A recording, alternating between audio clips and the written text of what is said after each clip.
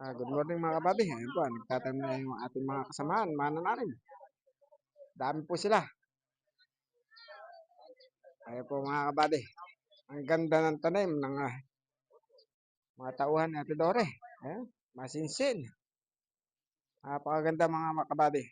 Lahat po ng gusto magpatanim dyan. Kaya Ate Dore na kayo magpatanim. At napakaganda ng tanim mga kabady. Ayan, ang dami yung tao.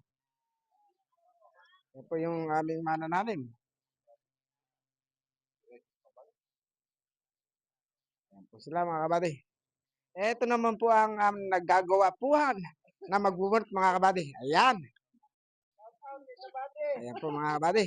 Ayan po yung nagagwapuhan natin mga kapatid at kaibigan na magbubunot mga kabady. Ayan po. Ayan po mga kabady. Ngayon lang ako nakakakita ng ganitong tao. Dalawa sigarilyo mga kabady. Nawala na. At tinago po pala mga kabady. Pero yan ay napakasipag. Mga kabady. At